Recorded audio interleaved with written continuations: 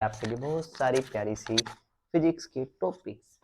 ऐसे टॉपिक्स आज हम बात करेंगे, एक दो टॉपिक्स पे बात करेंगे सिर्फ, जो लगते तो सेम हो, बहुत कंफ्यूजिंग होते हैं। मतलब यूज तो हर जगह ऑन 11th में भी 12th में भी, एंड देन जो आगे फिजिक्स फर्दर मूव करेंगे तब तो शायद आप समझें। दो ऐसे टॉपिक्स की बात करता हूँ जो बहुत ज़्यादा यूज होते हैं। सबसे पहले उनमें से एक टॉपिक आता है कि मास और वेट। मास और वेट दो बड़ी मस्त क्वांटिटीज हैं, लेकिन कंफ्यूजिंग बहुत है। मतलब मास और वेट लगते तो सेम ही है। चीनी को कहते हैं हम 5 किलो चीनी, जबकि केजी यूनिट होती है किसकी? मास की। तो इसका मतलब हम वहां पे मास लेने जा रहे हैं या वेट लेने जा रहे हैं, समझना पड़ेगा। समझते हैं, चलो मान लेते हैं हमारा टॉपिक होगा मास और वेट। मास और वेट, ठीक है। मास और वेट को समझने के लिए ज्यादा मुझे बुलडोजर क्रेन लाने की जरूरत नहीं है, नॉर्मल समझ सकते हैं। जस्ट बी लाइक, अभी मान ले एक बॉक्स है, बॉक्स। अभी बॉक्स है जस्ट लाइक ऐसा बॉक्स मान ले, ठीक है। बॉक्स है मेरे पास, मेरा बॉक्स। अब इस बॉक्स को समझे जरा। अब ये जो बॉक्स है इसके अंदर कुछ अमाउंट ऑफ मैटर तो होगा ना जिससे बन रहा है।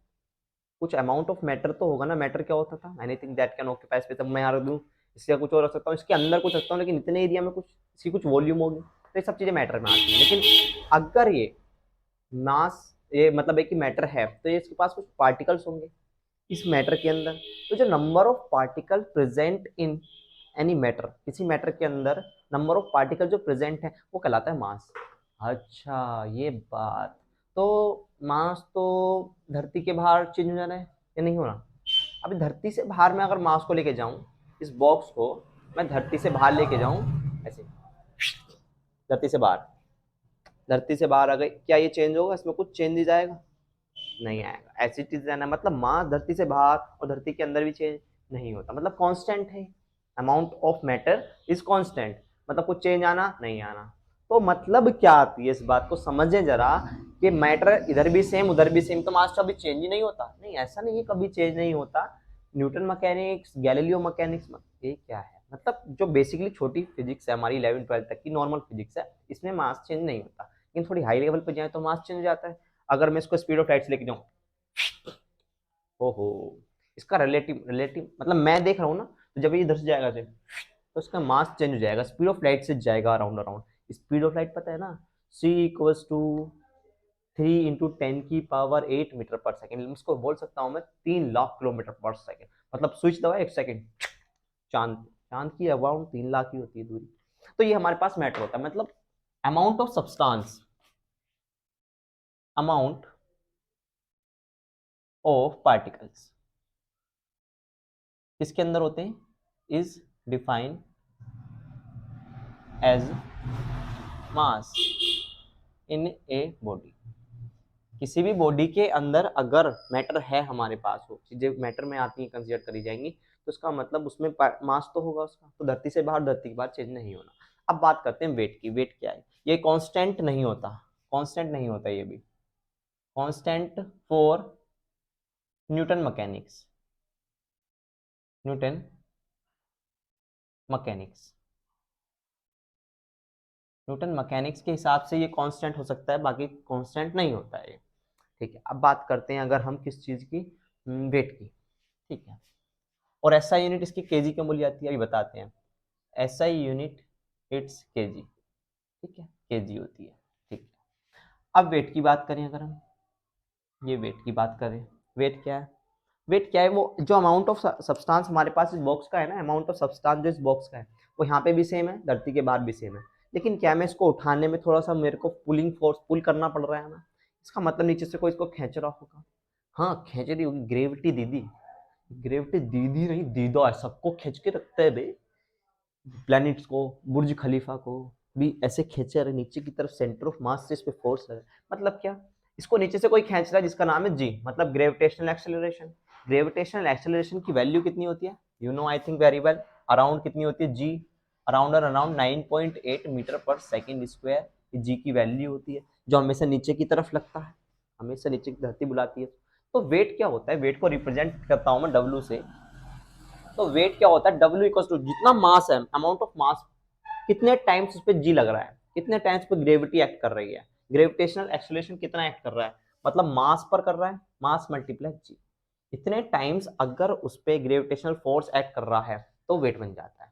अच्छा, धरती पर फिर तो ग्रेविटेशनल फोर्स कुछ अलग है, तो यहाँ पे वेट कुछ और है। और मैं मून पे जाता हूँ तो मून पे ग्रेविटेशनल फोर्स कुछ और है, तो मेरा मतलब वहां पे जाके वेट कुछ और हो जाएगा। एब्सोल्युटली, अगर हम यहाँ पे वेट चेक करते हैं तो हमारा वेट कुछ और कंसीडर करा जाएगा, अगर यही वेट में जाकर के मून पे चेक करता हूँ तो मेरा वेट कुछ और कंसीडर करा जाएगा। इसको सिंपली हम ऐसे समझ सकते हैं, 1/6 हमारा जो मास, हमारा जो वेट होता है ना, मून पे जाकर रिड्यूस हो जाता है। मतलब इतने हल्के ऐसे उड़ेंगे, इतना हल्का होके उड़ेंगे ना, मतलब जुपिटर पे चले जाए तो मास ज्यादा है वहां पे, तो मास ज्यादा तो ग्रेविटेशनल फील्ड स्ट्रॉन्ग होगा, और ग्रेविटेशनल फील्ड स्ट्रॉन्ग होगा तो हमारा वेट ज्यादा होगा, मतलब हो सकता है हमारी हाइट भी छोटी रह जाए वहां जाके, क्यों, क्योंकि ग्रेविटेशनल पुल इतना ज्यादा होगा ना नीचे की तरफ। चलिए ये बात समझ में आती है। ऐसा यूनिट क्या होती है इसकी, न्यूटन, क्योंकि फोर्स है, एक वेट एक फोर्स ही तो है, ग्रेविटेशनल फोर्स, किसी मास पे एक्ट कर रहे हैं ग्रेविटेशनल फोर्स, हर प्लेनेट टू प्लेनेट चेंज हो जाएगा वेट हमारा। ठीक बा, ऐसा यूनिट, ऐसा यूनिट होती है हमारे पास न्यूटन, इसकी ऐसा यूनिट होती है न्यूटन।